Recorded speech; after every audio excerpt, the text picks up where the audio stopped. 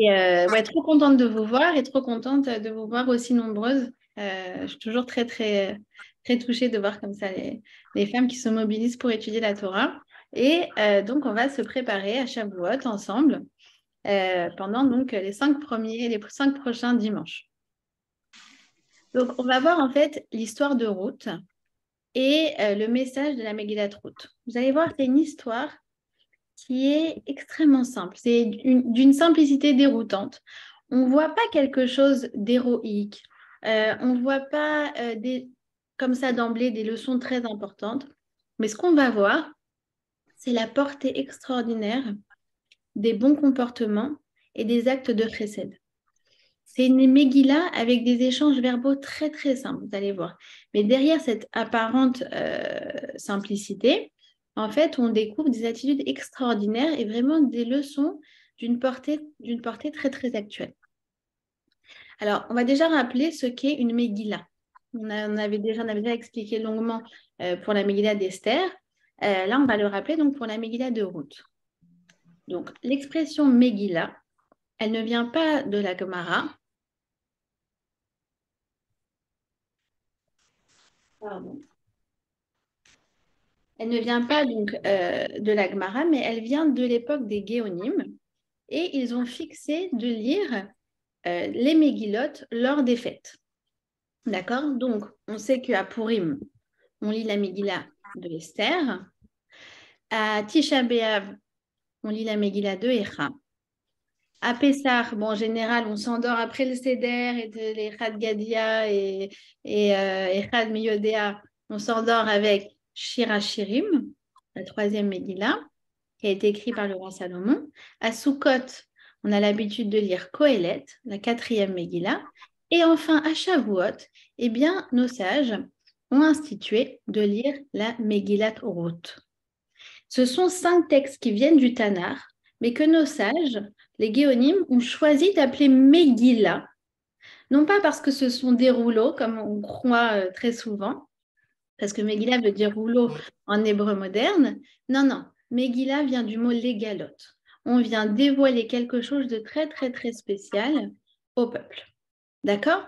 Ça veut dire qu'en fait, ça vient nous dévoiler quelque chose de spécial par rapport à tout ce que le Tanakh vient nous enseigner. Donc, c'est essentiel de connaître le message des 5 Megillot. D'accord? On avait déjà expliqué quand on avait étudié la Megillat Ruth, la Megillat Esther, par contre, pardon, que, eh bien, on a une Torah en 3 parties. On appelle ça la Torah Meshulechet en hébreu, en 3 parties. Ce qu'on appelle, en fait, c'est les initiales du mot Tanakh. On a d'abord la Torah, d'accord? Donc, c'est ce qu'on appelle le Chumash, le Pentateuque, ce que Dieu a dicté à Moshe Rabbeinu sur le Har Sinaï. Donc, c'est en fait la voix de Dieu. Ensuite, lorsque Moshe a terminé le rouleau de la Torah et qu'il est niftar, eh bien, le peuple est rentré en Eretz Israël. Et les écrits ont continué. Ces écrits étaient, on va dire, un niveau de révélation inférieur à celui de la Torah, du Chumash, du Pentateuque.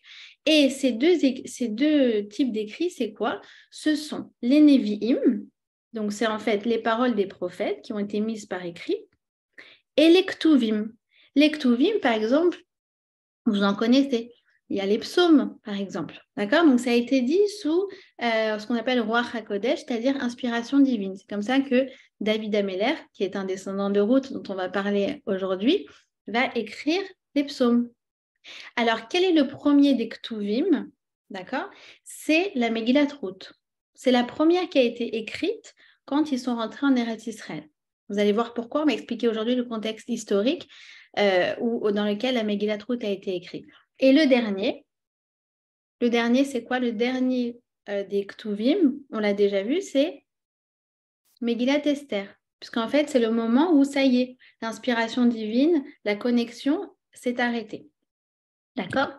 Alors, c'est quoi la différence entre les Nevi'im et les Ktuvim? C'est juste une appellation qui est différente? Non. En fait, les Nevi'im, ce sont les paroles que les prophètes ont dit au peuple face à face. Et après, ces paroles ont été mises par écrit. Donc, en fait, quand je dis quelque chose face à face, ça implique forcément que mon interlocuteur comprend ce que je dis.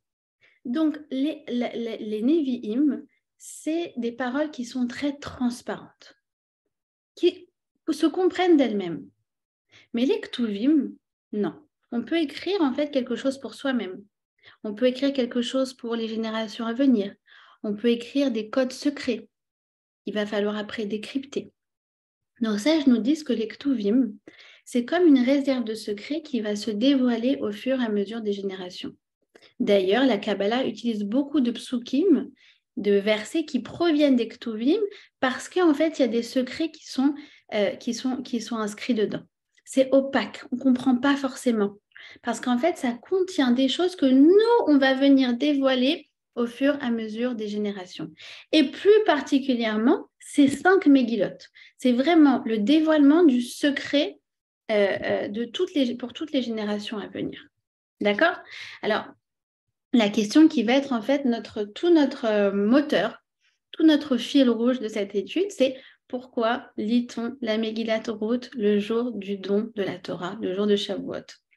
Ça ne va pas du tout de soi. Quand on lit le texte, on dit mais quel rapport? Le jour du don de la Torah, on se serait imaginé complètement autre chose. Lire Shema Israël, lire Ve'afta l'Erecha kamocha, tu aimeras ton prochain comme toi-même. Lire quelque chose qui a vraiment les fondamentaux, l'essence de la Torah. D'accord? Alors c'est vrai que le jour de Shavuot, du don de la Torah, on lit les 10 commandements, on lit le récit du don de la Torah, mais pourquoi l'histoire de Ruth? Qu'est-ce qu'elle vient amener? Pourquoi nos sages ont dit tu peux pas recevoir la Torah sans avoir lu la Megillat Ruth. Et ça va être notre moteur pendant tout ce séminaire. À chaque fois, vous allez voir, on va de nouveau apporter un nouvel élément de réponse à cette question.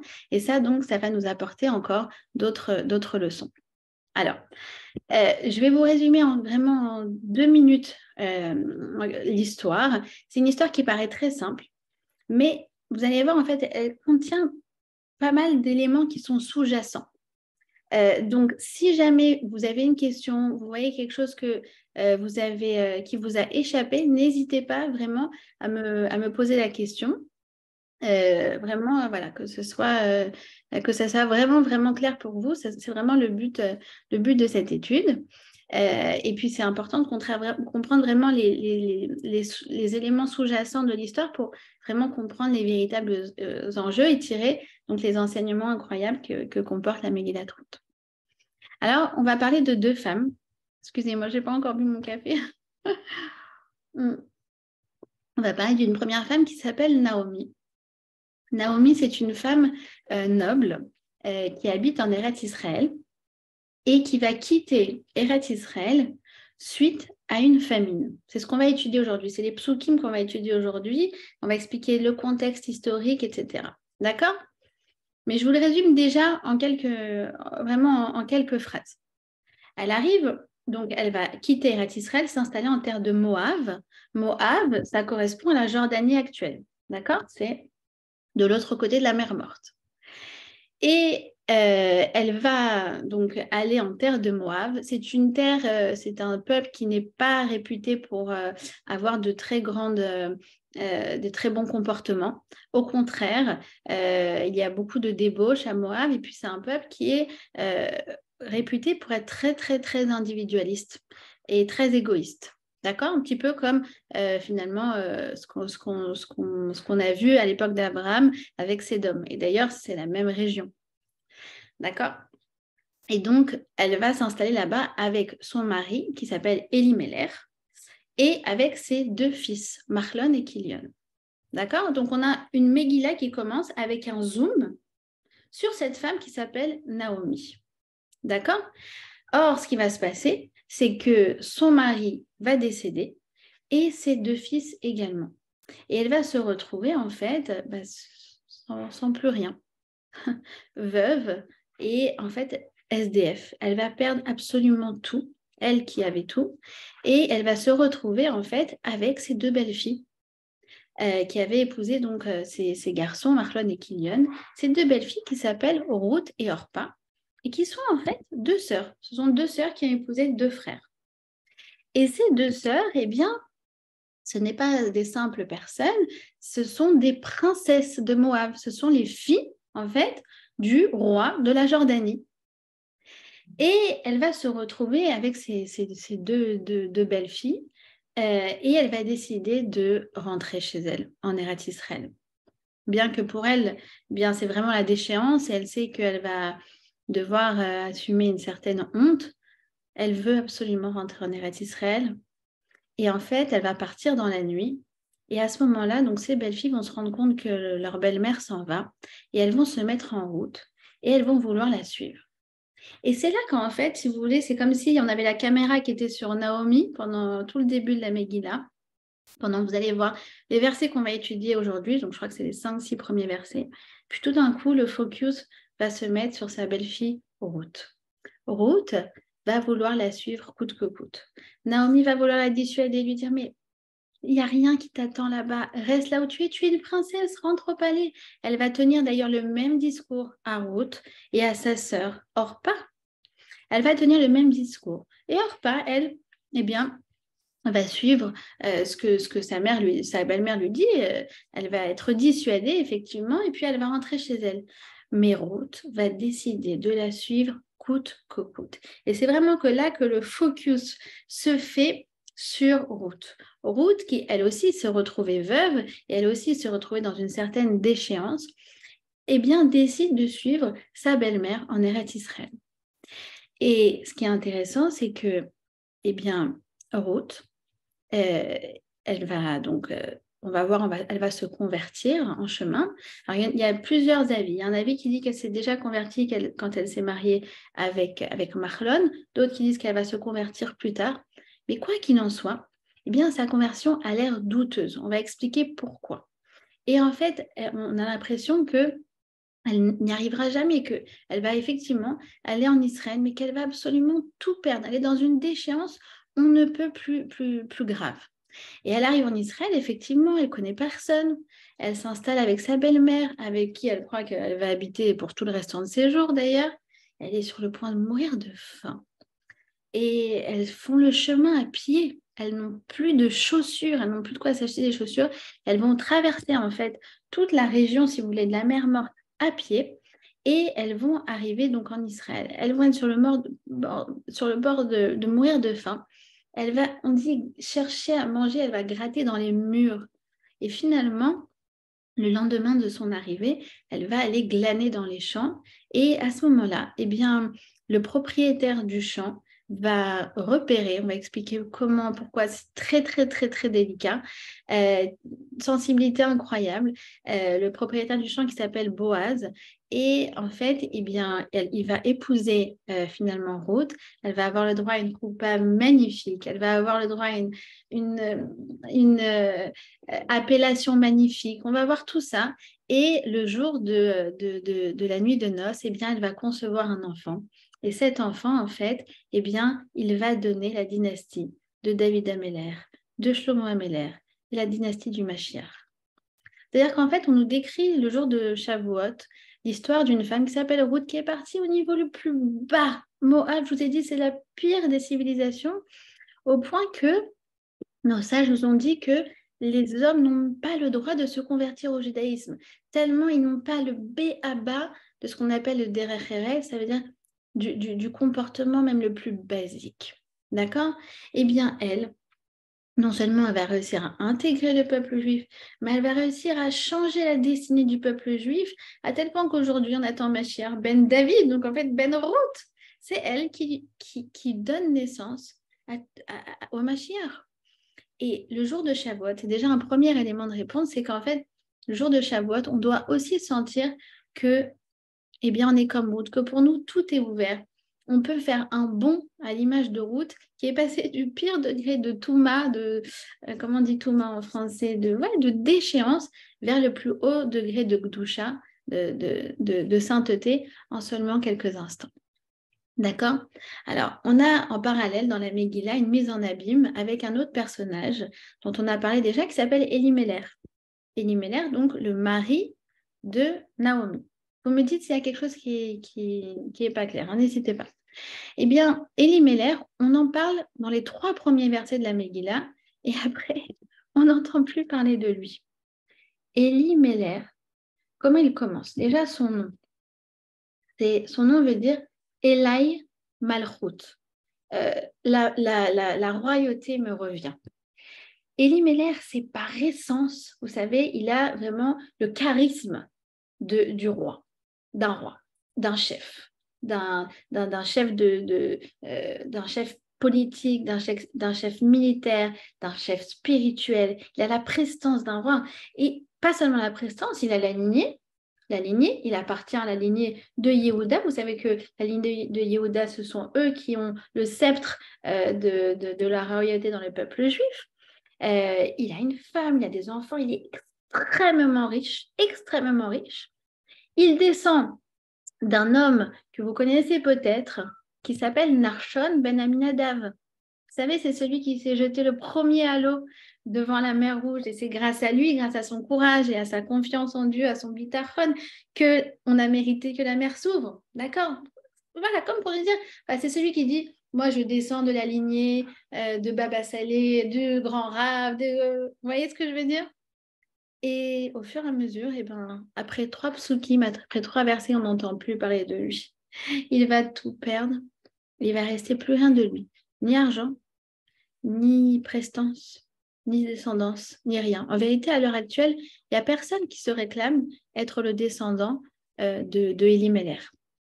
Ça veut dire qu'en fait, à la base, on a vraiment une Megillah qui nous met en parallèle 2 personnages, Elimelech et Ruth. Une qui, à la base, n'a rien et qui va avoir tout, et un qui a tout et qui va tout perdre. Ils vont avoir des destins qui vont vraiment se renverser. Et en fait, nos sages nous disent que pourquoi on nous met ces 2 personnages-là en parallèle? Parce qu'ils ont été testés sur les mêmes choses, sur la même chose, sur la capacité de faire du chesed. Elimelech, lui, va choisir l'égoïsme. Et Ruth, vous allez voir par des petites choses très, très subtiles, elle va choisir la bonté.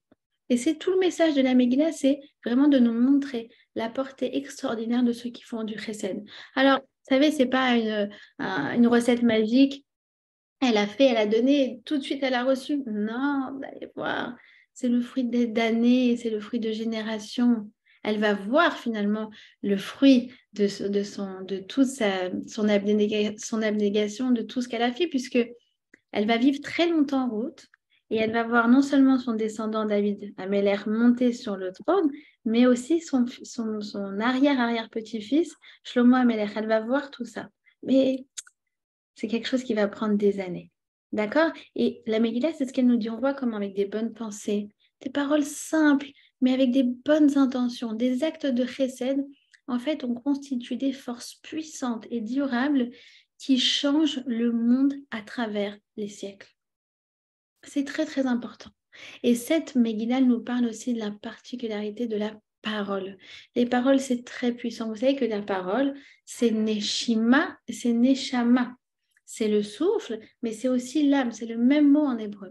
Parce qu'en fait, la parole que Dieu dont il nous a dotés, eh bien, nos sages nous enseignent que chaque mot, c'est en fait une mini parcelle de notre Neshama qui est relâchée dans ce monde. Et on comprend pourquoi nos paroles sont tellement puissantes. C'est le conduit par lequel, eh bien, le monde d'en haut, le monde spirituel se déverse dans le monde matériel. C'est pour ça qu'avec quelques mots de Tfila, on peut ouvrir les portes du ciel et avec quelques paroles de Torah, on peut changer une destinée. D'accord? Alors, pourquoi on lit la Megillah de Ruth le jour de Shavuot? Je vais vous donner 4 réponses qui vont en fait constituer donc le fil conducteur de toute la Megillah. Alors, la première réponse, c'est une réponse du Midrash Lekartov. Il nous répond, il nous dit alors, pourquoi on lit la Megillah le jour de Shavuot? C'est très simple. C'est parce que la Megillah, Ruth, parle du chesed et la Torah, elle est remplie de chesed.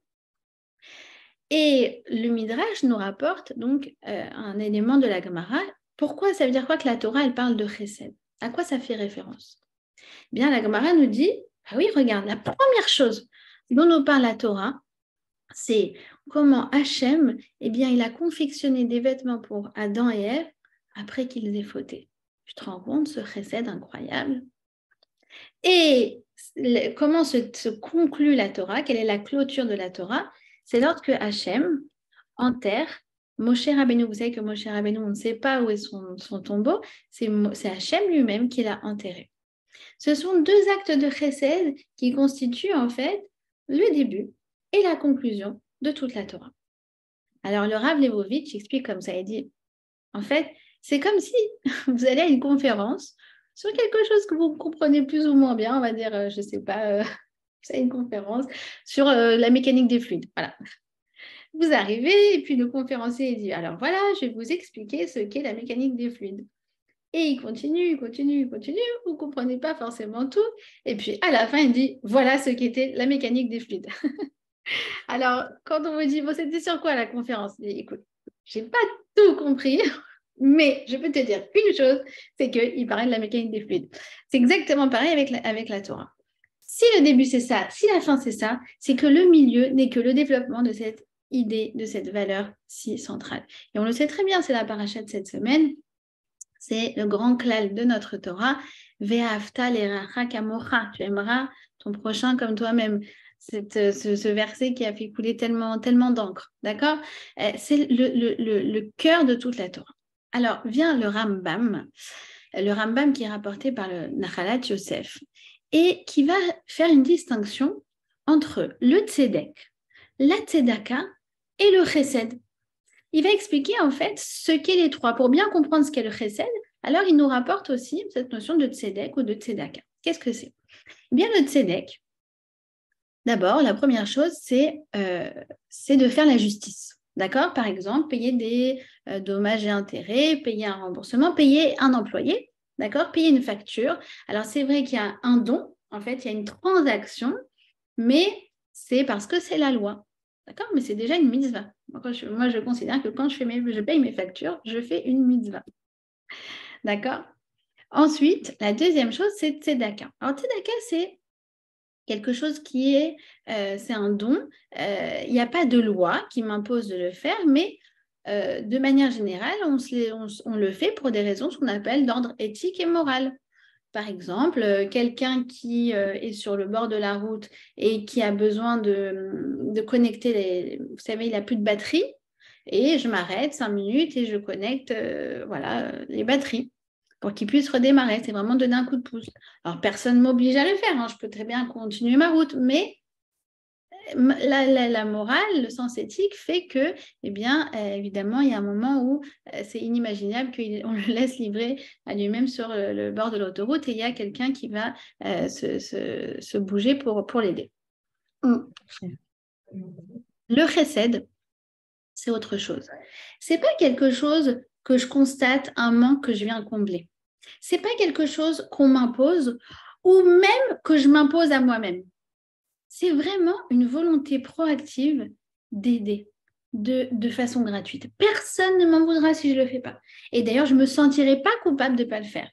Mais c'est une expression spontanée de « j'ai envie d'aider quelqu'un ». Alors, le Rav Dessler, il explique qu'en fait, c'est le baromètre du niveau spirituel d'une personne. Pourquoi? Parce que vous savez qu'on a à l'intérieur de nous un côté animal et un côté divin.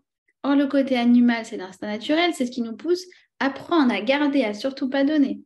Eh bien, le domaine dans lequel on se distingue de l'animal, c'est le chesed. C'est vraiment se déployer vers l'extérieur, c'est partager nos ressources. Et ça peut être que notre neshama, notre origine divine, qui va nous pousser à renoncer à ce qu'on a pour pouvoir faire plaisir à quelqu'un.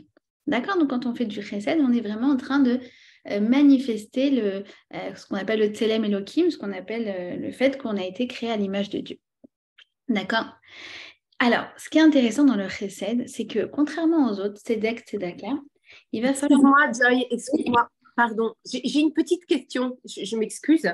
Je n'ai pas très bien compris avec les exemples la différence entre la tzedaka et le chesed, parce que tu disais, rien ne me pousse pour la tzedaka à m'arrêter sur le bord de la route. Je le fais parce que c'est éthique, c'est moral, donc quelque part je le fais parce que j'ai envie de le faire.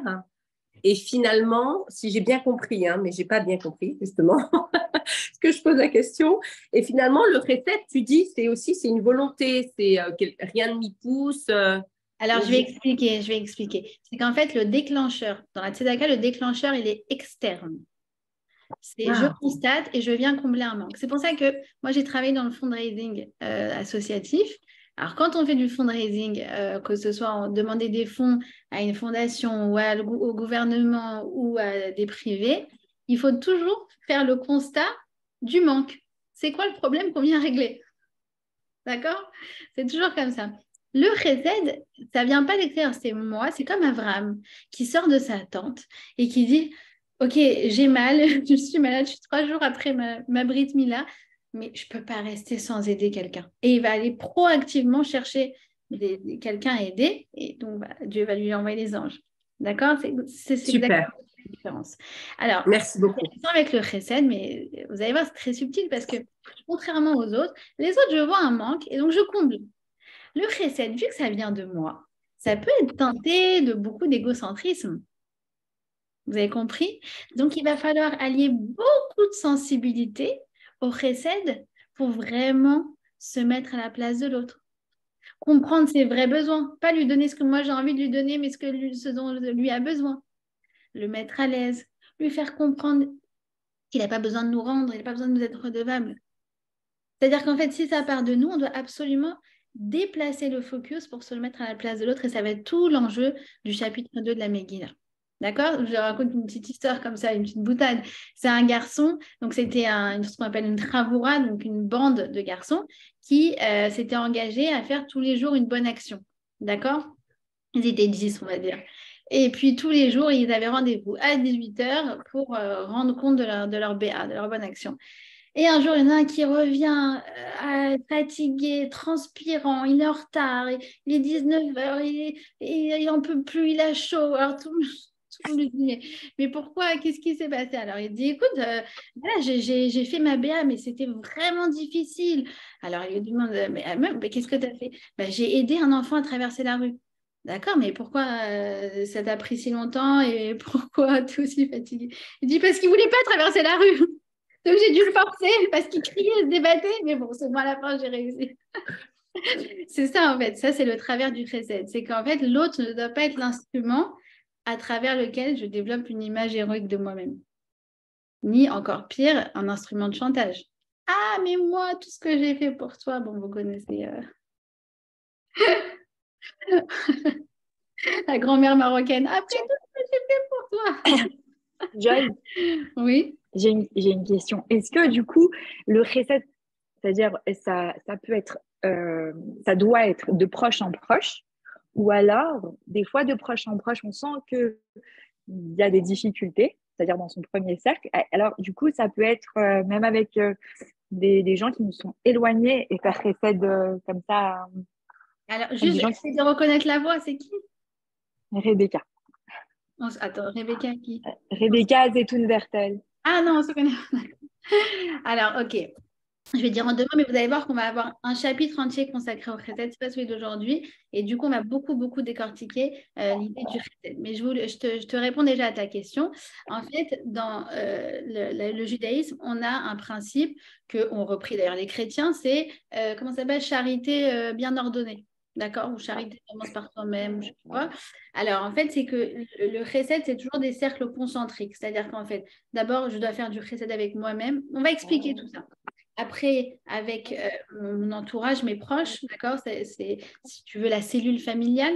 Après, on va dire le clan familial, la Keïla, la communauté, les juifs, etc. Et après, donc, le pauvre voilà, monsieur est dans un pays qui m'est totalement étranger et lointain. Alors, si j'ai rempli mes obligations vis-à-vis de tous ses proches, eh bien, je peux encore étendre le chesed. D'accord? Alors, évidemment, c'est un peu caricatural la façon dont j'explique, mais justement, un des travers du chesed, c'est de vouloir absolument aider quelqu'un qui est extrêmement loin, éloigné, etc., sans s'être concentré avec nos proches. Évidemment, si on fait ça, souvent, c'est parce que c'est plus facile d'aider les gens qui sont loin Ok. que d'aider les proches. Voilà. Ouais. Bonjour Joy, c'est Dodi, ça va? Bonjour Dodi, ça va? C'est simplement prendre exemple sur Akadosh Baruch Hu, que tous les matins on lui dit Toda Rabba Kol Chassadim. Tout ce qu'il fait pour nous, tout ce qu'il compte pour nous, rien ne l'oblige. C'est ça le chesed. Ah, c'est vrai, exactement. Alors, ce que vous dites, Dodi, c'est très vrai. Et d'ailleurs, on a dit que la Torah commence par le chesed. Ben, en fait, elle commence par la création du monde. Or, la création du monde, ça n'est qu'un élan de chesed d'Akadosh Baruch Hu, de vouloir prodiguer du bien à des créatures, qui a été, si vous voulez, le moteur de la création. Voilà. C'est vraiment ça. C'est chesed olam ibané. C'est le chesed qui a créé le monde. D'accord? Alors, il dit comment dire, le Nachalat Yosef, il poursuit en disant que eh bien, si la Megillat Ruth est remplie de chesed, c'est parce que le chesed, c'est la racine, le shoresh de toutes les midot, toutes les bonnes qualités, la patience, la douceur, la retenue, etc. Finalement, tout prend sa racine dans le chesed. D'ailleurs, c'est ce que dit aussi le Rav Wolbe à propos du fait que Abraham, quand il a envoyé son serviteur Eliezer chercher une épouse pour son fils Yitzhak, il a demandé une seule chose, c'est qu'elle soit testée sur le chesed. Parce que si elle a ça, après elle aura tout. D'accord? Donc c'est tout de la Torah, du développement personnel et bien évidemment du rapport avec notre entourage. C'est vraiment le pilier de tout. Ça, c'est la première explication. La deuxième explication, c'est celle du Zohar, de la Kabbale. Le Zohar nous dit qu'il faut lire la Megillat Ruth le soir de Shavuot, puisque en fait, c'est le jour de la Iloula de David Ameller. Vous savez que David Ameller est né le jour de Shavuot et décédé le jour de Shavuot. Il a eu 70 années complètes. Alors pourquoi il faut s'évertuer à lire la Megillat Ruth? Afin de montrer que l'origine de David Ameller est extraordinaire. Vous savez qu'il y a certains ennemis de David qui avaient essayé de remettre en question sa légitimité. On raconte l'histoire de Doeg. Doeg, c'était un des ennemis de David Ameller. Lorsque Shaoul, donc le roi Saül, qui était le prédécesseur de David Ameller, a demandé « Est-ce que peut-être que c'est David qui va me succéder ?» Que lui a répondu Doeg? Il lui a dit « Avant de savoir si David est digne d'être roi, demande-toi s'il est digne d'être juif. » Parce que sa grand-mère Ruth, c'est une convertie de Moab. D'accord? Et donc là, Megillah, elle vient justement montrer toute la légitimité, pas seulement la légitimité, la grandeur de Ruth, dont en fait David Ameller va hériter. C'est écrit comme ça dans la Gemara, dans Baba Batra. C'est écrit qu'il y a un lien direct entre les Teilim que David Ameller a écrits et l'histoire de Ruth. C'est écrit que si... אני לא יכולה לדבר כרגע, אני אחזור אליך, בסדר? להתראות. כן, להתראות. désolée.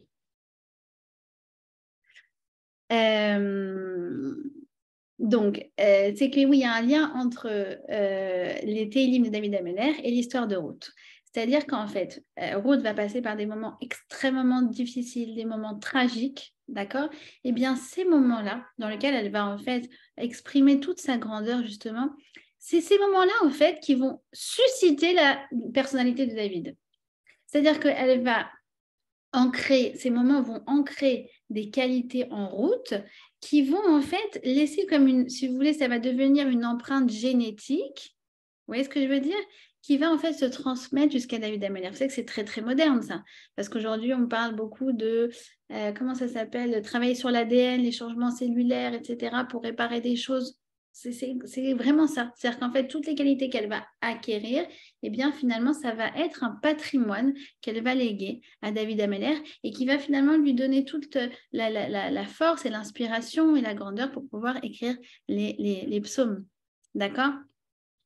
Et d'ailleurs, les psaumes, nos sages nous disent que David Ameller, il a vécu les émotions les plus terribles comme les plus joyeuses. Il a vécu tout l'éventail d'émotions, nous dit le Zohar, qu'une personne peut vivre. Eh bien, Ruth, d'une certaine manière également. Et à chaque fois, dans tous ces moments-là, elle va rester connectée à Hachem.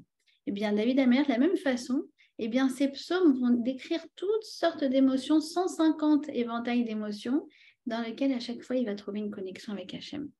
D'accord?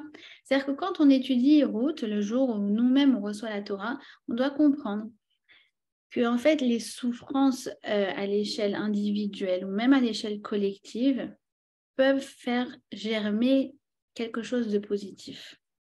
D'accord? Pourquoi il dit le mot germer? Il dit Kol tzmicha vegidul tzarich matar. Il dit que chaque tzmicha, chaque plante, pour pousser, a besoin de pluie. D'accord? Eh bien, de la même façon, la pluie, c'est désagréable, mais c'est bon et ça fait pousser. Et ça fait pousser, attention, que s'il y a une graine. D'accord? Donc, c'est pour ça qu'on a besoin à la base de cette fameuse racine qu'on appelle le chesed. C'est ça qui va faire pousser la graine et qui va donner des fruits merveilleux comme les psaumes de David Ameller. D'accord? C'est vraiment comme ça que nous décrit nos sages, tout ce qui se passe. Eh bien, parfois, ce qu'on appelle les issourim, les souffrances, eh bien, c'est comme la pluie. Eh bien, quand on a une souffrance, eh bien, parfois, ça va faire émerger eh bien, des qualités qu'on ne soupçonnait même pas. D'accord? Et la souffrance du peuple juif est liée à Matan Torah. Shavuot, on l'a eu, on a reçu la Torah sur le Har Sinaï. Sinaï vient du mot Sina. Sina qui veut dire haine. Parce que nos sages nous disent qu'à partir du moment où on a reçu la Torah, eh bien, les peuples ont commencé à nous haïr.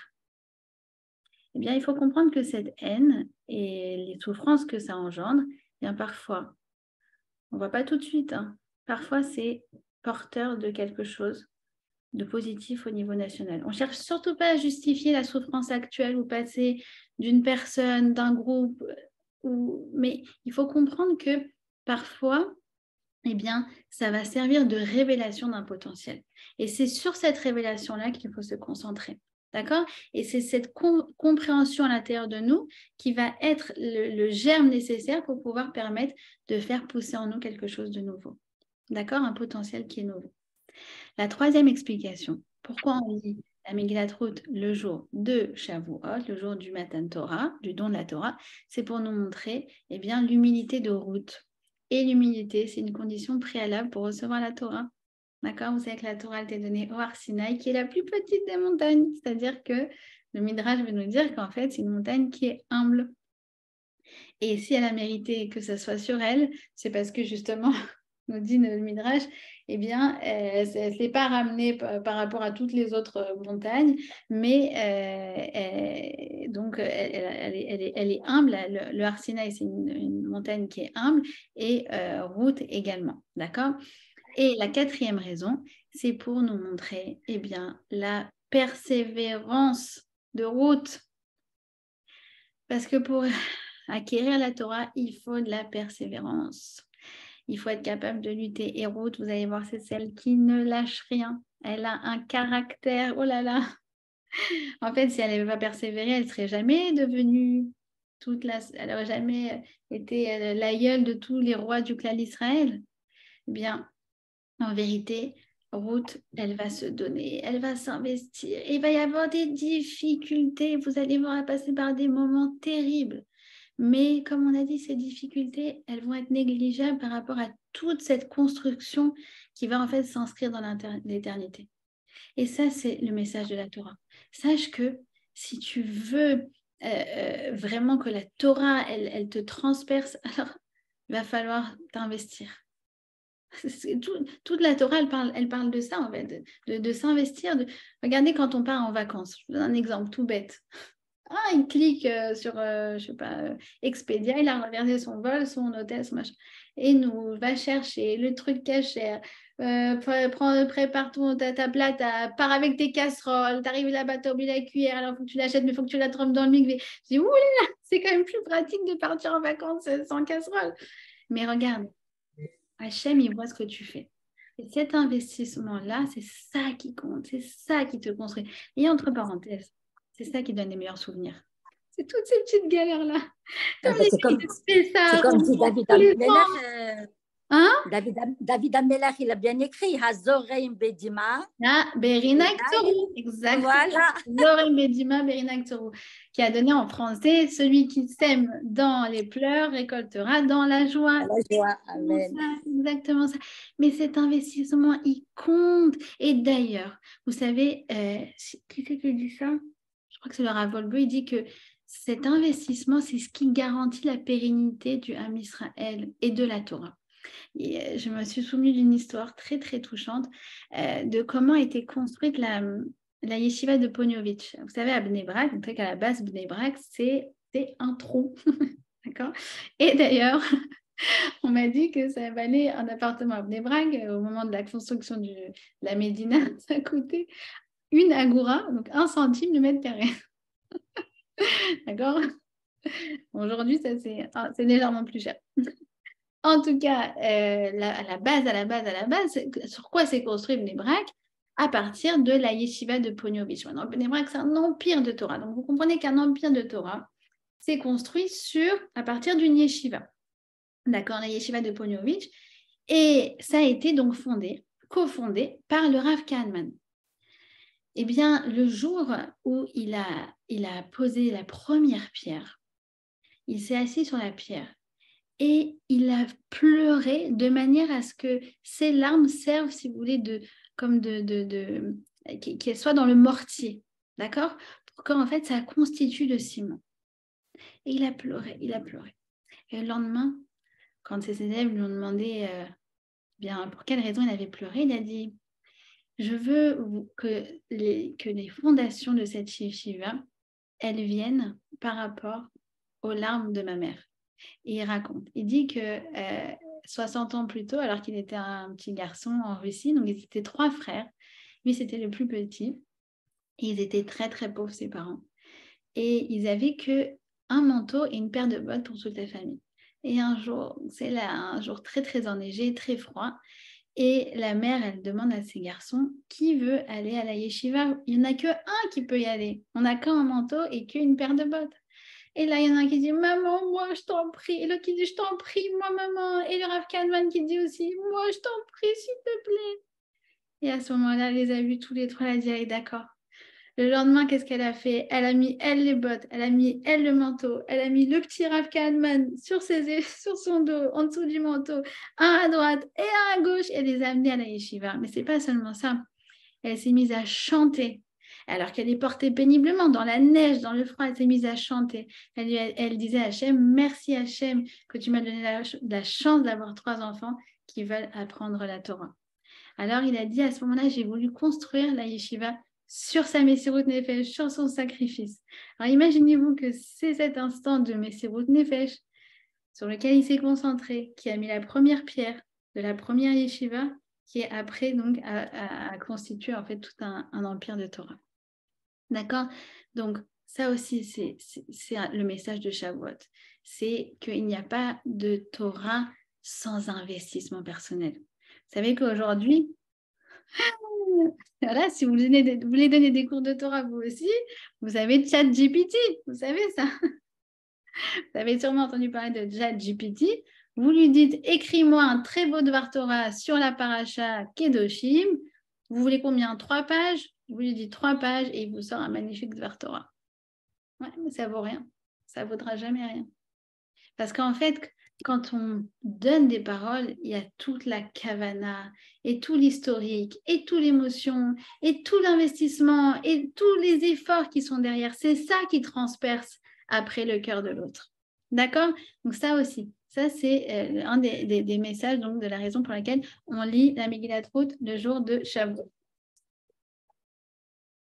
Donc, si vous voulez, on a 4 raisons. D'accord? Je vous les résume. On a dit 1, eh bien, ça correspond à on a dit d'abord au chesed. On a dit que ça correspond à l'humilité. On a dit que ça correspond à la persévérance. Et on a dit que ça correspond à David, à la malchoute. Eh bien, en fait, ça correspond en fait à 4 personnages, à 4 piliers de la Torah.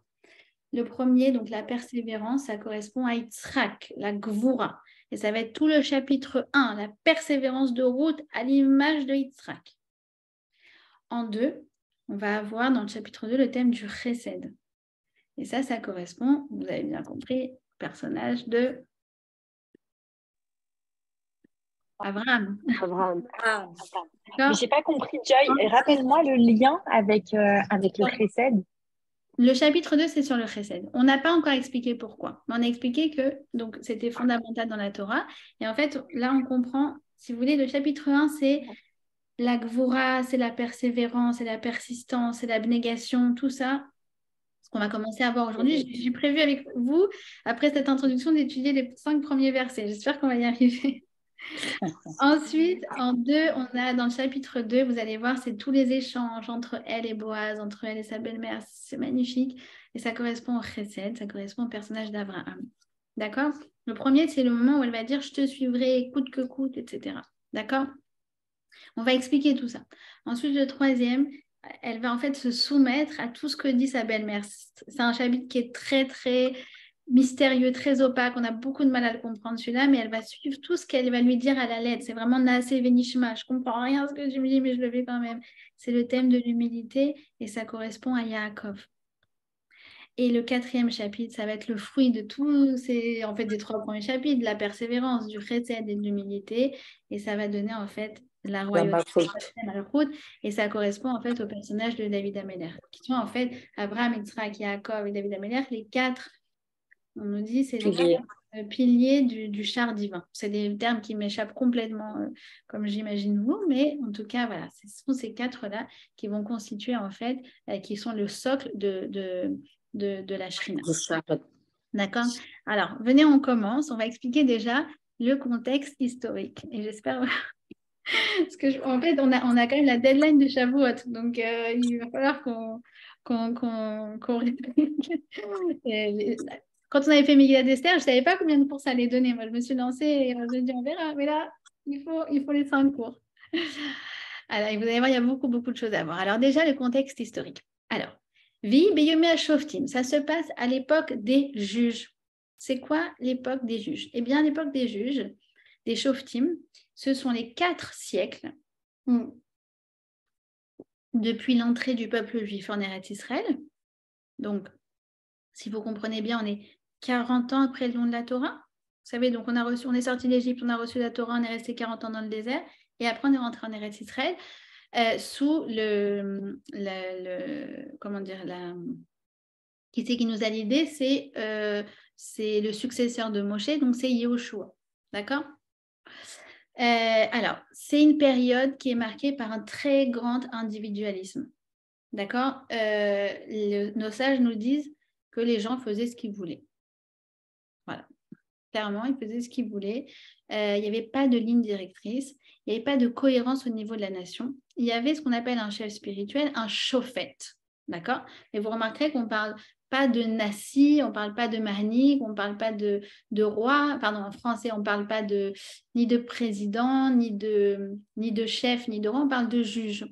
Parce qu'en fait, c'était un juge, si vous voulez, qui aidait à régler les problèmes au niveau individuel. C'est comme si on n'avait qu'un pouvoir judiciaire, si vous voulez, sans avoir un pouvoir législatif, d'accord? Donc, il ne pensait pas au bien de la nation, il était en train de régler les problèmes de tout un chacun, d'accord? Vous connaissez sûrement une des chauffettes, c'est Dvorah. D'accord, un personnage exceptionnel.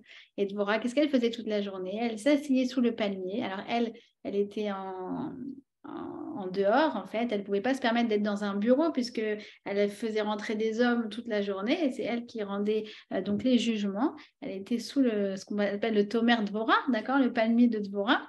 Et elle rendait des jugements. Alors, en fait, du coup, ce chauffette, il ne pensait pas au bien de la nation. D'accord? Il ne pensait pas à la direction qu'allait prendre le peuple juif. D'ailleurs, c'est très actuel en ce moment en Israël avec tous les débats qu'on a autour de la démocratie.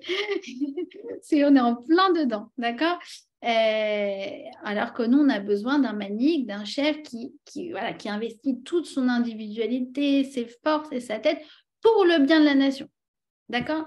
Alors, il dit, le Rav Steinberg, il dit, déjà, c'est une louange pour le clan d'Israël, parce que dans une autre nation, le fait que, en fait, finalement, on est dans une sorte qu'il n'y a pas de pouvoir central, il y a pas, voilà, ça aurait dû finir par l'anarchie, pas du chaos. D'accord? Là, ça tenait la route, mais plus pour longtemps. Et donc, c'était le moment vraiment de passer à autre chose. D'accord? Il y avait de la corruption aussi. Il y avait le juge central, mais il y avait plein de petits juges, d'accord? Comme aujourd'hui, il y a la Cour suprême et puis il y a plein de tribunaux, plus petits tribunaux. Eh bien, les gens n'écoutaient même plus les juges, d'accord? Ils n'avaient pas d'autorité. Dès qu'ils rendaient un verdict, eh bien, les gens disaient que eux, les juges, ils n'étaient pas mieux. Et c'est vrai, je vous ai dit qu'il y avait de la corruption, d'accord? Alors, il nous dit aussi, le Nachalat Yosef, il nous dit que ça avait commencé tout ça. Déjà, quand ils sont arrivés en Eretz Israël, c'est écrit que, eh bien, Yoshua bin Nun, ils l'ont enterré, mais quand il est niftar, quand il est décédé, mais il n'y a pas eu de recueillement. Voilà, il n'y a pas eu tout ça. Et il y a écrit qu'Israël a été paresseux, il dit dans le Yakut Shimoni, de faire ce dernier chesed à Yoshua. Donc déjà, il y a eu une décadence, d'accord, une légère décadence, mais en fait, au fur et à mesure, les choses ont commencé vraiment à descendre de niveau. Ils ont commencé, donc déjà, ils ne se sont pas investis à comment on appelle ça en français, à faire les derniers, comment on appelle ça, pour Yoshua. L'éloge funèbre. Oraison funèbre. Ouais, l'oraison funèbre, exactement. Les oraisons funèbres. Non, quand on arrange, vous savez, bon, bref, le méchané. Oraison. Voilà, donc déjà, il y a eu cette première chose. Ensuite, ils ont reçu leur terre. Vous savez que pendant 40 ans, ils avaient la manne. Donc, ils étaient détentes, pas besoin de bosser. Ça leur tombait du ciel, vraiment. Et là, tout d'un coup, oulala, mais il y a une terre en friche, mais il va falloir que je plante, il va falloir que je sème, il va falloir que je laboure, Et donc, du coup, ils se sont beaucoup préoccupés du matériel. Ils ont bossé. Alors, évidemment que le travail est important, d'accord? Mais là, il y a une préoccupation trop importante qui a été faite au matériel, d'accord? C'est écrit, nos sages disent, les sages qui avaient vu le Matan Torah encore, ils auraient dû s'investir et ils auraient dû les accrocher à des cordes de fer pour leur enseigner la Torah. Donc, du coup, évidemment, s'il n'y a pas de Torah, il y a une baisse spirituelle automatiquement. Aussi, ils ont gagné beaucoup de guerres. Ils ont gagné les guerres contre les 7 peuplades cananéennes. Et donc, dans le Midrash Rabbah sur route, il dit, finalement, ils se sont retrouvés dans une situation où ils ont été très orgueilleux. On est les meilleurs, on a la meilleure armée, etc. Alors, il nous donne ce mashal. Je ne sais plus si c'est le Nachalat Yosef ou si ça vient du Midrash directement.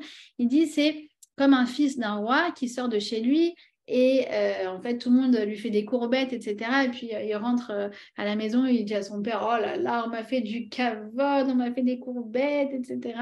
Il dit, oui, mais c'est juste parce que tu es mon fils. Alors c'est pareil, c'est cette génération qui a beaucoup réussi, il y a eu des conquêtes, etc. Et ils ont commencé donc à s'enorgueillir. D'accord. Et là, petit à petit, il a commencé à avoir ce qu'on appelle la Midat Apuranut. C'est quoi la Midat Apuranut? C'est qu'on commençait à ne quasiment plus avoir de mérite. Parce que quand il n'y a pas de Torah, quand la connexion avec Hachem, elle est arrêtée parce qu'en fait, on a l'impression que tout nous revient et que tout est grâce à nous. Et que quand il n'y a plus de chesed et que chacun est individualiste, sachant que la Torah, elle se résume à 3, on a déjà vu, Al-Shoshat Varim Haolam Omed, le monde repose sur 3 choses, à la Torah, à la Voda, Gimut Chasadim, c'est-à-dire sur la Torah, sur la prière et sur le Chesed, on n'a plus beaucoup de mérite. D'accord? Sachant que la survie du peuple juif, vous savez, parmi une brebis, parmi 70 loups, on a besoin de pas mal de mérite pour survivre à ça. Notre survie, elle relève du surnaturel. D'accord? Donc, en fait, on a besoin de garde-fous spirituels. Et là, on ne les a plus. Alors là, il y a des paroles terribles. Dans le Midrash, il y a l'ange Michaël. Vous savez que Michaël, c'est le défendeur, le sanégor du peuple juif. Il n'arrive plus à nous trouver des mérites. Il se tait.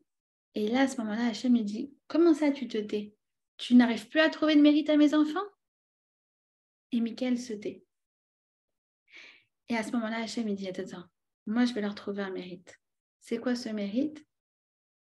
C'est qu'ils ont accepté ma Torah. On a eu chaud. C'est encore en lien avec Shavuot. Il y a marqué qu'on a fait une tzedaka quand on a accepté la Torah. C'est quoi cette idée de tzedaka?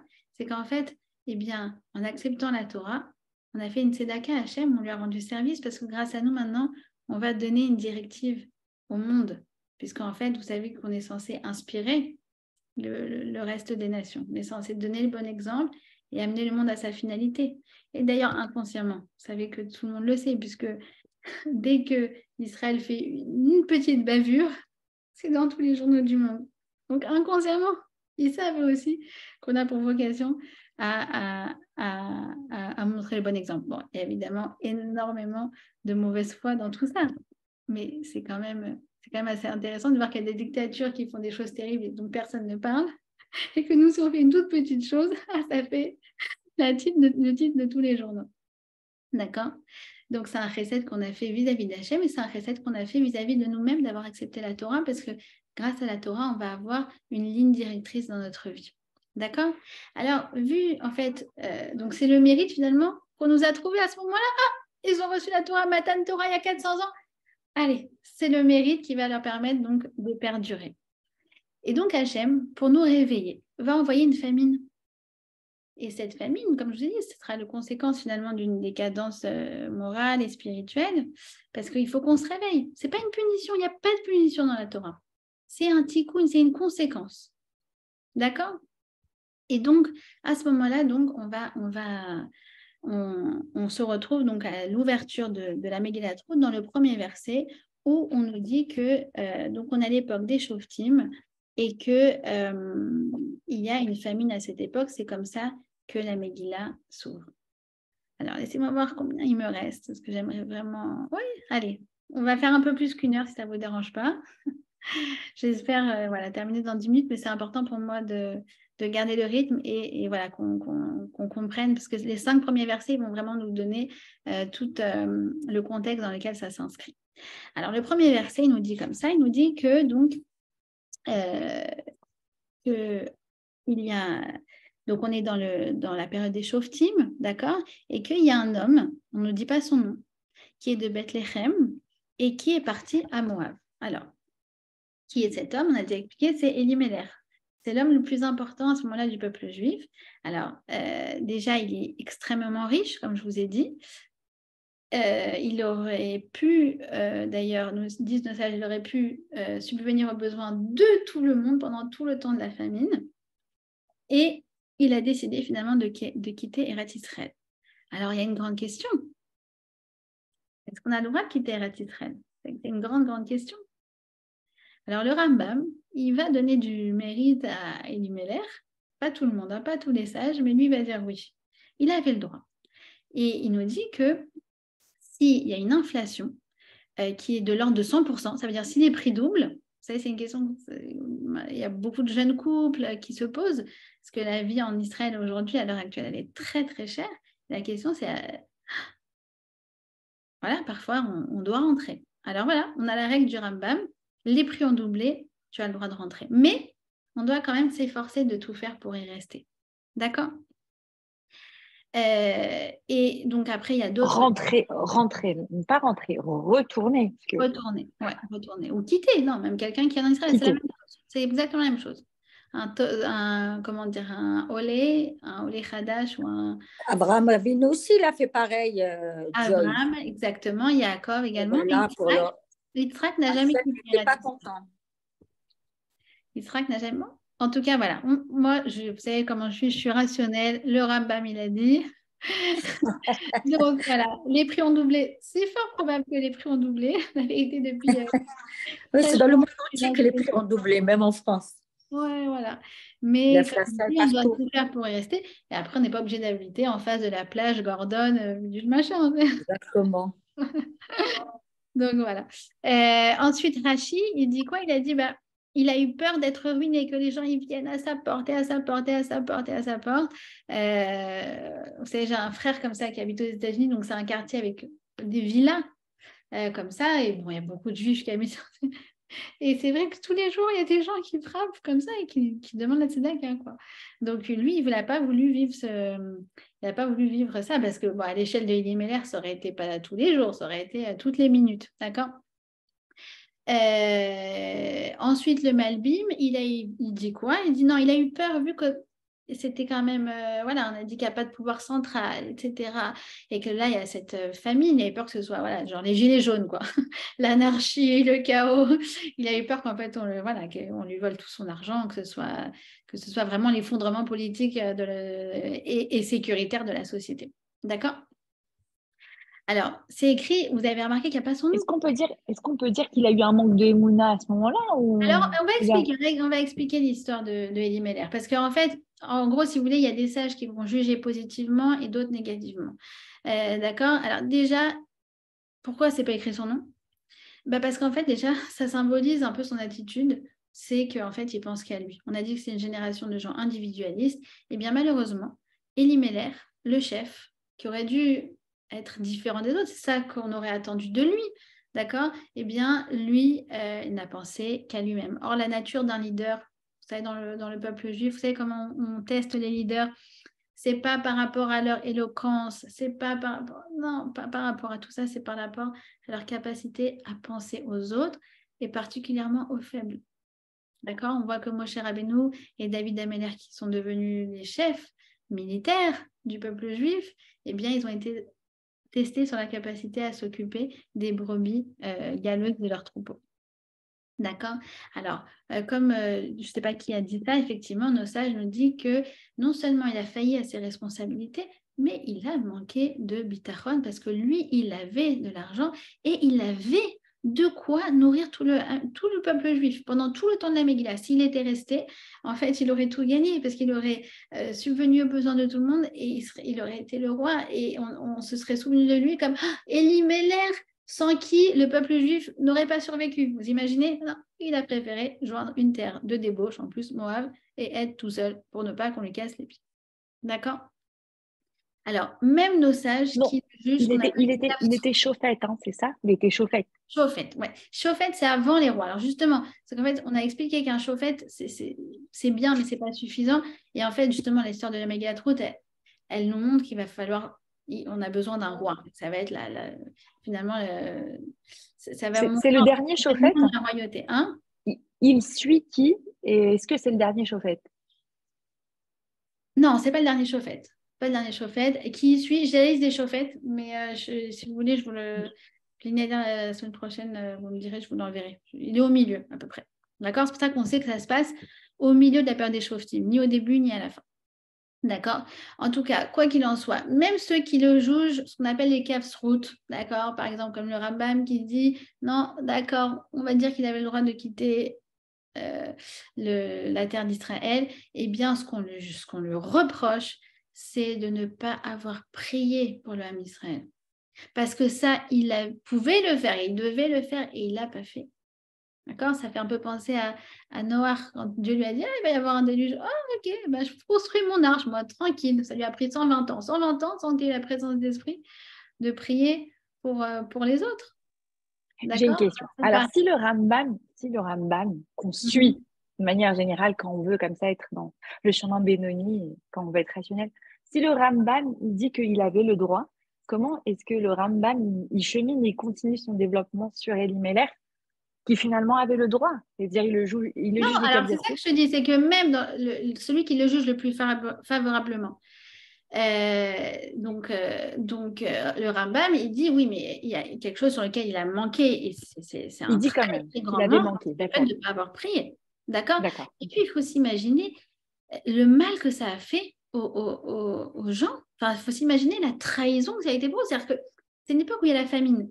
Il y en a un, il est richissime, c'est Rothschild, c'est Donald Trump, c'est ce que tu veux. Et tout d'un coup, les yeux sont tournés vers lui. On n'a plus rien à manger, on n'a plus rien dans les frigos. Il y a mais au moins, lui, il va nous aider. Il a des denrées de blé, etc. Tous les yeux sont tournés vers lui. Mais non, il s'en va. C'est vraiment le capitaine qui quitte le navire, quoi. D'accord? Donc, en fait, c'est ça, en fait, ce qu'on lui reproche. C'est d'avoir abandonné son peuple, il a regardé que son intérêt. Et pour le coup, on a mis en parallèle avec Ruth, qui elle va faire preuve de chesed. Lui, il est totalement dénué de chesed. D'accord?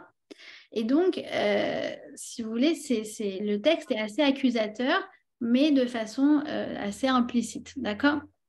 Et donc, ils vont s'installer donc en terre de Moab, donc ce qu'on appelle la Jordanie actuelle. Donc, ils sont 4 à la base. Ils sont Elimelech, sa femme Naomi, et leurs 2 enfants, Machlon et Kilion. D'accord? Et donc, ils vont s'installer là-bas. Alors, c'est écrit Lagour. D'accord? Lagour Sham, je crois. Alors, pour habiter là-bas. Alors, vous savez que le mot Lagour en hébreu, eh bien, ça veut toujours dire une résidence temporaire. Voilà, c'est comme guerre, c'est comme chagrir aussi, un ambassadeur, voilà, un chagrir, il habite, mais bon, on sait que c'est temporaire. Alors pareil, à la base, ils sont venus, c'était temporaire. En attendant, on va dire que les choses se calment, comme voilà, on a dit, imaginez qu'il y a une révolution, les gilets jaunes, une récession, une crise économique. Bon, on va partir 1 an, 2 ans, et puis on reviendra quand tout ira mieux. C'est dans cet état d'esprit qu'ils sont partis. Sauf que quoi? Sauf que finalement, il reste, il ne compte pas repartir. Et puis, il va mourir. Elimelech va mourir à la fin. On va terminer sur une note un peu... C'est une punition, ça, Joy? C'est une punition de Dieu, ça? C'est pas une punition. Il n'y a pas de punition. C'est qu'en fait, il n'y a plus de tikkun possible. On a besoin de toi. Et tu n'es pas là. Et tu ne comprends pas la leçon. En plus, on dit que Dieu lui a envoyé quand même des messages. Il a d'abord perdu dans l'immobilier, après il a perdu ses troupeaux, après il y a eu comme ça une succession de petits messages qui auraient dû réveiller. Mais excuse-moi, Joy, cette histoire de Shoftim là et d'Elimelech et tout, elle s'est passée après la Torah, après le don de la Torah. Oui, on est environ 2 siècles et demi, on va dire, après le don de la Torah. D'accord. Alors déjà, c'est très grave, à part que c'est de l'égoïsme par rapport au peuple et tout, il a emmené 2 enfants à lui dans un pays de Moab. Alors voilà, c'est ça en plus, c'est qu'en plus, ces enfants vont s'assimiler, c'est ce qu'on va voir. Oh là là. Et une seconde, et juste pour poser une question à l'échelle globale du Ham, et le Ham, il se retrouve sans chauffette. Sans chauffette. En Eretz Israël, seul, à quoi faire? Ils ne se sont pas rebellés, ils ont pas cherché à aller vers lui. Il va y avoir un nouveau chauffette, c'est Itzvan. En fait, c'est Boaz. Mais il va y avoir une transition. En fait, c'est vrai qu'à un moment, ils vont se retrouver. C'est comme si on dit, on n'a plus de Premier ministre. Quoi. En plus, à l'époque, on n'a pas de Knesset, on n'a pas de Parlement. Donc, on n'a rien. Et effectivement, mais ça va être évidemment temporaire. Et puis, il y a Boaz qui va venir reprendre le flambeau, en fait. Et d'ailleurs, il va se passer quelque chose d'assez incroyable, c'est que finalement, tout le monde va survivre à la famine. Tout le monde va... C'est-à-dire que finalement, ils vont certes avoir faim, mais personne ne mourra de cette famine. Donc, ils ne se sont pas rebellés fondamentalement. C'est-à-dire qu'ils étaient un peu affamés et finalement, ils ont, eux, repris leur activité. Oui, tout à fait. Tout à fait. En fait, contrairement à Elimelech, le peuple, oui, à l'échelle collective, c'est repris. Et vous savez, des fois, finalement, quand on a beaucoup, on est finalement très tourné vers nous-mêmes. Puis quand on a moins, vous savez, c'est comme parfois, voilà, je vois dans les quartiers plus pauvres, alors il y a beaucoup de gomar, il y a de l'entraide. La pauvreté ramène à prier et à demander à la solidarité, tout à fait. Exactement. Donc voilà. Et puis, il y a eu évidemment des tfilotes qui ont été faites. Voilà. Et puis même au niveau de la Torah, ils se sont raccrochés à la Torah. D'accord? Le verset numéro 3, donc ça, c'était le verset numéro 1 et 2. Ensuite, d'ailleurs, on voit que dans le 2, c'est plus écrit Lagour, mais c'est écrit Vayusham. On voit que c'est glissement. On a dit Lagour au début, c'est temporaire. Vayusham, ça y est, ils y sont. C'est des Jordaniens. Voilà, ils ont la Théodat Zéout, le passeport jordanien, la nationalité. OK. Et dans le verset numéro 3, donc on nous dit que le mari de Naomi est décédé. D'accord? Alors pourquoi on nous dit que c'est le mari de Naomi? On sait très bien que c'est le mari de Naomi. eh bien, pour nous dire en fait que, il ne reste plus rien si ce n'est sa femme, de lui, il ne reste plus rien. C'est pas exactement, c'est qu'en fait, vu qu'il n'a rien investi, il n'a rien donné, il n'a pas fait de recette, finalement, son absence ne s'est ressentie par personne d'autre que son épouse, d'accord? Alors qu'on voit, nous, que quand un sadique, il part, eh bien, il manque à des milliers, voire des millions de personnes. D'accord? Là, non, c'est que Naomi. Mais il y a aussi une autre leçon derrière ça, c'est que, en fait, c'est pour nous dire que, eh bien, même si, entre guillemets, on comprend les raisons spirituelles de la mort de Elimelech, quoi qu'il en soit, on doit rester sensible à ce que ça vient engendrer chez sa femme qui, elle, donc, a souffert du décès de son mari. Et donc, c'est pour ça que la Torah, elle se solidarise à ce moment-là de Naomi comme pour partager sa souffrance. Ça veut dire, voilà, il y a toujours cette sensibilité qu'on trouve derrière les mots de la Megillah. Et donc, excuse-moi, Joy, je sais que tu veux. Pardon, j'ai une question. Je sais que tu veux aller vite, mais moi, toujours à cet endroit-là, je me dis, mais la pauvre Naomi, quoi. Bah oui. Elle aussi, elle est punie. Est-ce qu'on considère qu'elle a fauté? Est-ce qu'on considère qu'elle aurait dû dire à son mari non? Parce qu'on dit qu'une femme doit écouter son mari, doit lui faire sa volonté, etc. Donc, il y a toujours, moi, je me pose toujours des questions là. Ouais. C'est en fait très soumission. Et soumission. Alors, on a le droit de parler. Je vous réponds. Je vous réponds. Dans le temps, je crois que. En 2 minutes. Attendez 2 secondes. Je vais vous répondre. Vous savez que quand Adam il a fauté. Pardon. Vous savez qu'avant que Adam ne faute, la terre a fauté. La terre, elle avait un ordre. Hachem lui a dit, tu produiras des arbres qui seront consommables et qui produiront eux-mêmes des fruits qui sont consommables. D'accord? Et la terre, je ne vais pas expliquer pourquoi, elle n'a pas suivi l'ordre d'Hachem et elle a produit des troncs, d'accord? Donc inconsommables, c'est de la fibre, et les fruits. Et pourtant, la terre n'a pas reçu sa punition. Elle aurait dû recevoir. Oui, pourquoi?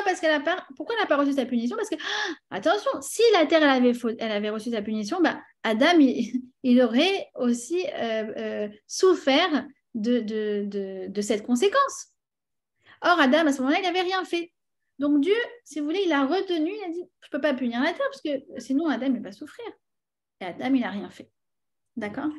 Donc, par rapport à la question que vous posez, effectivement, si on va dire que Naomi, elle était irréprochable à 100%, eh bien, peut-être que les choses ne se seraient pas passées comme ça. Donc, les sages posent la question.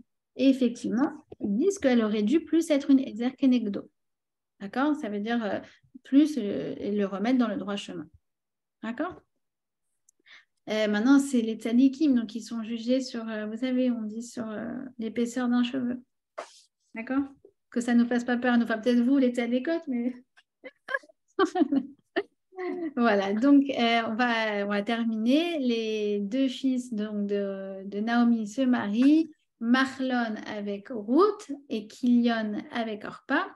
Alors, il y a une marque de savoir si elles se sont converties ou non. Certains disent que pas du tout, et certains disent que c'était une conversion de surface, quoi, pas sincère. Et quoi qu'il en soit, bien, le Nachlat Yosef dit qu'ils n'auraient pas fait ce mariage du vivant de leur père. D'accord?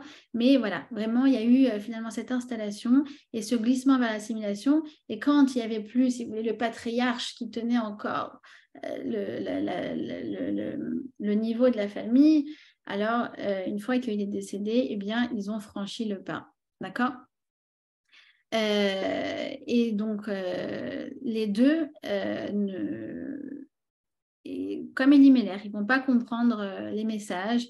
C'est écrit qu'ils se sont mariés d'ailleurs de façon égoïste. Il y a marqué Vaïsou Lahem. Ils se sont mariés pour eux. Dans leur mariage, il n'y avait aucune forme de don, mais c'était que pour leur plaisir à eux, que pour leurs besoins à eux. C'était de la consommation. D'accord? Il n'y avait rien qui était de l'ordre de l'ouverture vers l'autre et le chesed. D'accord? Et donc, Mahlon et Kilion vont décéder également à leur tour. Et c'est écrit Gam. Gam, ça veut dire aussi. D'accord? Pourquoi? Parce qu'en fait, c'est pour les mêmes raisons que c'est écrit Vayamatu Gam Shneem. Ils sont morts les deux pour dire que c'est pour la même raison que Elimelech, finalement. C'est pour cette incapacité à voir l'autre, pour cet égoïsme qui finalement ne laisse absolument rien. D'accord? Ce n'est pas une punition, c'est qu'en fait, c'est comme la matérialisation de leur existence. J'ai rien, en fait, ils n'ont rien construit et donc finalement, ça se matérialise dans le fait que il ne va plus rien rester d'eux. D'accord? Et alors là, il y a le passouk numéro 5 et je suis désolée de vous laisser sur terre parce qu'il est très rasratique, mais en fait, on est dans le plus bas de la Megillah et on va remonter, attendez juste 2 secondes, où c'est écrit donc Aïcha, elle va rester seule. Batisher Aïcha Mishne Yeladea ou Meisha, elle va rester seule. Et en fait, la Torah, le Midrash nous dit qu'il ne reste plus rien. Il ne reste plus rien d'elle. Ça veut dire qu'elle n'a ni femme, elle n'a ni époux, elle n'a ni couple, elle n'a ni enfant, elle n'a ni descendance, elle n'a ni richesse, elle n'a ni noblesse, elle n'a ni famille, elle n'a ni réputation, elle n'a ni Eretz Israël. Elle n'a plus rien. Plus rien, si ce n'est une chose, et ça va être en fait le démarrage de toute la Megillah, ça va être le verset numéro 6, ça va être le Vatakom. Ça va être la volonté de se relever, de ne pas se laisser victimiser, de ne pas se laisser aller à la mélancolie. Et ça va être le propulseur en fait de toute l'histoire de Naomi. Voilà, on va expliquer tout ça la semaine prochaine. Vous avez des questions?